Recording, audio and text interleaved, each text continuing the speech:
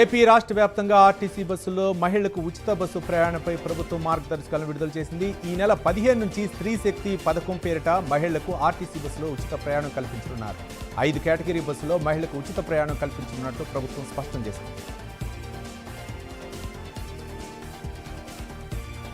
విజయవాడ శ్రీ కనకదుర్గమ్మ అమ్మవారిని ఎమ్మెల్యే కళా వెంకట్రావు దర్శించుకున్నారు. వారికి ఆలయ అధికారులు స్వాగతం పలికి దర్శన ఏర్పాట్లు చేశారు.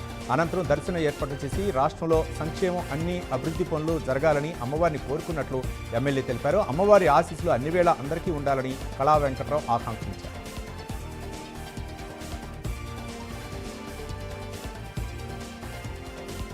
కాకినాడ ఆర్ఎంసీ గ్రౌండ్ పునఃప్రారంభమైంది. ఈ కార్యక్రమానికి రాజ్యసభ సభ్యులు సానా సతీష్ బాబుతో పాటు ఎమ్మెల్సీ పేరాబత్తుల రాజశేఖర్, టీడీపీ నేత వర్మ హాజరయ్యారు. ఆర్ఎంసీ గ్రౌండ్ వేల మందికి ఆరోగ్యాన్ని అందించే ప్రదేశమని ఎంపీ సానా సతీష్ అన్నారు.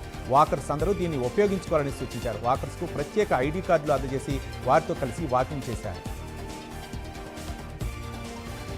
హనుమకొండలోని మంత్రి కొండా సురేఖ ఇంటి వద్ద మధ్యాహ్న భోజన పథకం కార్మికులు ఆందోళనకు దిగారు.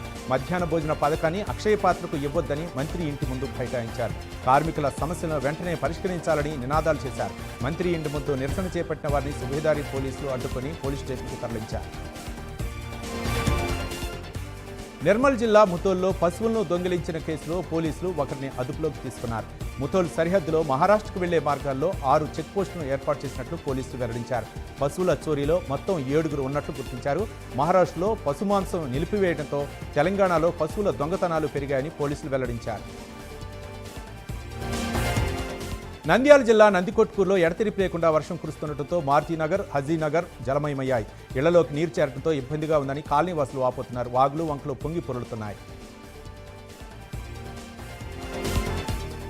శ్రీకాకుళం జిల్లా సంతబొమ్మాళి మండలంలో మంత్రి అచ్చెన్నాయుడు పర్యటించారు. పలు రహదారులు అభివృద్ధి పనులకు శంకుస్థాపనలు, ప్రారంభోత్సవాలు చేశారు. మూలపేట పోర్టు నిర్వాసిత గ్రామాలు, మూలపేట విష్ణుచక్రాపురం గ్రామాల్లో పర్యటించిన ఆయన నిర్వాసితులకు అన్ని విధాలుగా ఆదుకుంటామని, పూర్తిస్థాయి ప్యాకేజీ అందిస్తామని మంత్రి హామీ ఇచ్చారు.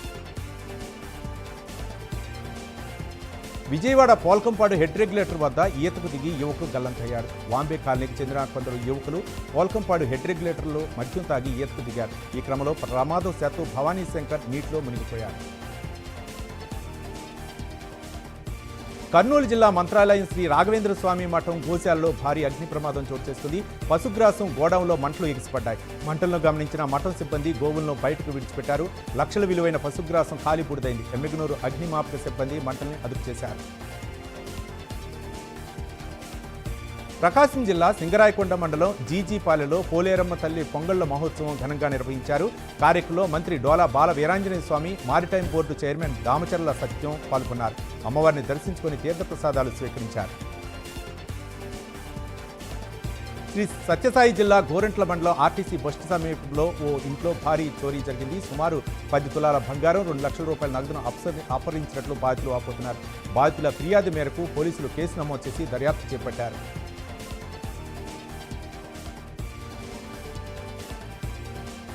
శ్రీ వరహాలక్ష్మి నృసింహస్వామి వారి సహస్రనామార్చన నేత్రపర్వంగా సాగింది. ఆర్జిత సేవల్లో భాగంగా ఉత్సవమూర్తి గోవిందరాజస్వామిని ఉభయ దేవేంద్రులతో మండపంలో అధిష్టింపజేశారు. సహస్రనామార్చనలతో భక్తులు గోత్రనామాలతో సంకల్పం చెప్పించి పంచతాత్రాంశయాత్ర విధానంలో విశ్వసేన ఆరాధన, పుణ్యావచనాలతో కార్యక్రమం నిర్వహించారు. సినిమాటోగ్రఫీ మంత్రి కందుల దుర్గేష్తో సినీ నిర్మాతలు, ప్రముఖులు భేటీ ముగిసింది. త్వరలోనే సీఎం, డిప్యూటీ సీఎంల అపాయింట్మెంట్ ఏర్పాటు చేస్తామని మంత్రి హామీ ఇచ్చారు. సినీ కార్మికుల ఆందోళన నేపథ్యంలో మంత్రి దుర్గేష్తో సమావేశం కాగా ప్రస్తుతం సినీ పరిశ్రమలో పరిస్థితులపై నిర్మాతలు వివరించారు. ఈ సమావేశంలో ఏపీలో సినీ పరిశ్రమ అభివృద్ధికి సంబంధించి చర్చ జరిగినట్లు మంత్రి కందుల దుర్గేష్ తెలిపారు. అనంతపురం సమీపంలోని ఆర్ కన్వెన్షన్ హాల్లో సుల్తాన్ వారసులు పుస్తకావిష్కరణ కార్యక్రమం జరిగింది. ఈ పుస్తకావిష్కరణకు అనంతపురం నగర మేయర్ వసీం అలీ, డిఆర్ఓ మౌలాల, మాజీ మంత్రి పల్లె రఘునాథ్ రెడ్డి, మాజీ డీజీపీ ఏకే ఖాన్, మాజీ మున్సిపల్ చైర్మన్ నూర్ మహమ్మద్ తదితరులు పాల్గొన్నారు. బాపట్ల జిల్లా అద్దంకి మండలం ధర్మవరంలో ఓ వివాహ వేడుకలో కరెంటు షాక్తో వ్యక్తి ప్రాణాలు కోల్పోయాడు. వర్షం పడే క్రమంలో డీజే బాక్సుకు పట్టాలు కడుతుండగా ప్రమాదం జరిగింది. మృతుడికి భార్య, 2 పిల్లలున్నారు. ఇంటిని పోషించే భర్త చనిపోవడంతో ఆమె కన్నీరు ముందుగా విలపించారు. రంగారెడ్డి జిల్లా షాద్నగర్ నియోజకవర్గంలో మొట్టమొదటి ఇందిరమ్మ ఇంటి గృహప్రవేశం జరిగింది.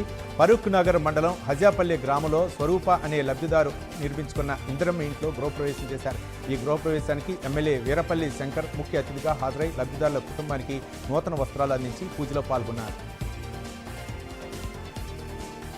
ఆగస్టు 15 స్వాతంత్ర దినోత్సవ వేడుకల్లో భాగంగా ముందుగానే ఏలూరు ఇండోర్ స్టేడియం నుండి ఫైర్ స్టేషన్ వరకు హర్ఘర్ తిరంగా కార్యక్రమం నిర్వహించారు.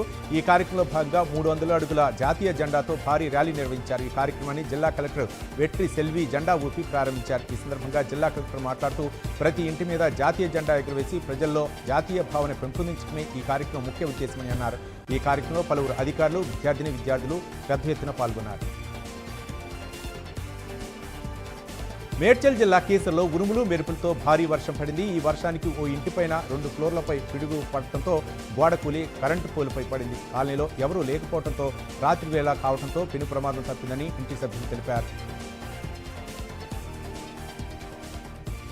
నిర్మల్ జిల్లా కడెం ప్రాజెక్టుకు జలకళ సంతరించుకుంది. ప్రాజెక్టును సందర్శించేందుకు పర్యాటకులు పెద్ద ఎత్తున తరలి వస్తున్నారు. ప్రాజెక్టు అందాలను తిలకిస్తూ బోటింగ్లో ఎంజాయ్ చేస్తున్నారు. ఆగస్టు 13న డోన్ పట్టణంలో జరగనున్న రైతు సభకు ఏర్పాట్లు వేగంగా జరుగుతున్నాయి. సభ విజయవంతం కావడానికి సంబంధించిన విభాగాల సమన్వయంతో ప్రణాళికలు సిద్ధమవుతున్నారు. డోన్ మార్కెట్ యార్డులో రైతులు, సంబంధిత అధికారులతో ఎమ్మెల్యే కోట్ల జయసూరి ప్రకాష్ రెడ్డి సమావేశం నిర్వహించారు. అనంతరం సభా ప్రాంగణాన్ని స్వయంగా పరిశీలించిన ఎమ్మెల్యే రైతులకు ఎటువంటి అసౌకర్యం కలగకుండా ఏర్పాటు చేయాలని సూచనలు చేశారు. ప్రజావేదిక ద్వారా వచ్చే ఫిర్యాదులను సకాలంలో పరిష్కరించాలని జిల్లా జాయింట్ కలెక్టర్ శుభం బన్సాల్ కోరారు. ఫిర్యాదుల పరిష్కారంలో అలసత్వం వహించే అధికారులపై చర్యలు తీసుకుంటామని ఆయన హెచ్చరించారు. తిరుపతి జిల్లా కలెక్టరేట్లో ఏర్పాటు చేసిన ప్రజా సమస్యల పరిష్కార వేదికలో వివిధ ప్రాంతాల నుంచి వివిధ రకాల సమస్యలతో ప్రజలు ఇచ్చిన ఫిర్యాదులను ఆయన స్వీకరించారు. నెల్లూరు జిల్లా ఆత్మకూరు సచివాలయం ఎదుట సిపిఎం నేత నాగయ్య ఆధ్వర్యంలో నిరసన ప్రదర్శన జరిగింది. 1000 చదరపు అడుగుల స్థలం కలిగిన ప్రజలకు ప్రభుత్వ పథకాలు, ఉచిత గ్యాస్, రైతు భరోసా పథకం ఆపివేయడంపై నిరసన తెలిపారు. తర్వాత సచివాలయ అడ్మిన్కు అర్జీని సమర్పించారు. ప్రజలంతా తమ ఇళ్లలో తిరంగా జెండా ఎగరవేయాలంటూ తిరుపతి జిల్లా పాకాల్లో ప్రజలకు అవగాహన కార్యక్రమం నిర్వహించారు. పాకాల మండలంలోని ప్రభుత్వ బాలుర జూనియర్ కళాశాల విద్యార్థులు, సిబ్బంది ఈ మేరకు ర్యాలీ చేపట్టారు. ప్రభుత్వ బాలుర జూనియర్ కళాశాల నుండి పాకాల ఆర్టీసీ బస్టాండ్ సర్కిల్ వరకు ఈ ర్యాలీ కొనసాగింది.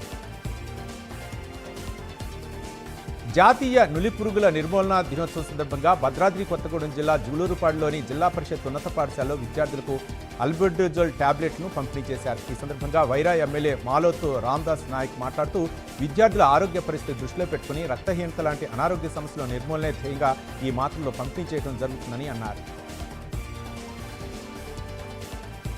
రాజన్న సిరిసిల్ల జిల్లా వేములవాడ శ్రీ రాజరాజేశ్వర స్వామి దేవస్థానంలో శ్రావణమాస 3వ సోమవారం సందర్భంగా స్వామివారికి మహాన్యాసపూర్వక ఏకాదశి రుద్రాభిషేకం జరిగింది. భక్తుల రద్దీ కారణంగా అధికారులు గర్భాలయంలో ఆర్జిత సేవలు రద్దు చేసి లఘు దర్శనానికి అనుమతిస్తున్నారు. హైదరాబాద్ గాంధీభవన్లో అందుబాటులో ప్రజాప్రతినిధుల కార్యక్రమంలో వనపర్తి ఎమ్మెల్యే తూడి మేఘారెడ్డి పాల్గొన్నారు. ప్రజలు, స్థానికుల నుంచి వినతులు స్వీకరించి సమస్యల పరిష్కారం కోసం ఆయా శాఖల అధికారులతో మాట్లాడారు.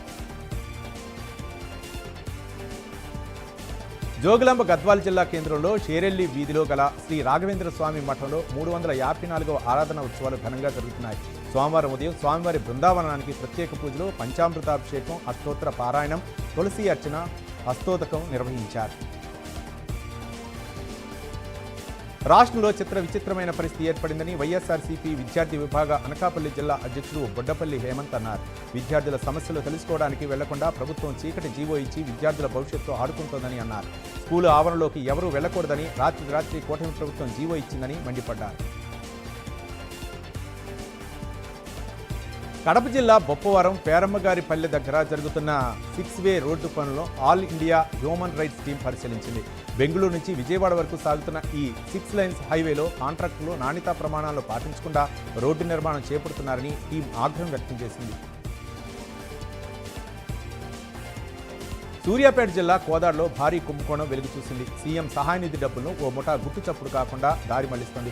2020 నుంచే ఈ తంతు కొనసాగుతున్నట్టు తెలుస్తుంది. 2022లో గద్దె వెంకట్రావు అనే వ్యక్తికి హార్ట్ సర్జరీ చేయించుకొని సీఎం సహాయ నిధికి అప్లై చేసుకున్నారు. అతనికి ప్రభుత్వం 1,50,000 మంజూరు చేసింది. అయితే ఆ విషయం బాధితుడికి తెలియదు. అప్లై చేసుకున్న ఇప్పటికీ రాకపోవడంతో ఆరా తీయగా ఆ డబ్బులను ఇప్పటికే ఇతరులు కాజేసినట్టు తెలిసింది. దీంతో కుంభకోణం వెలుగులోకి వచ్చింది. ఈ కుంభకోణంలో ఇప్పటికే ఒకరిని అరెస్ట్ చేశారు. కేసు నమోదు చేసుకుని దర్యాప్తు చేస్తున్నారు పోలీసులు.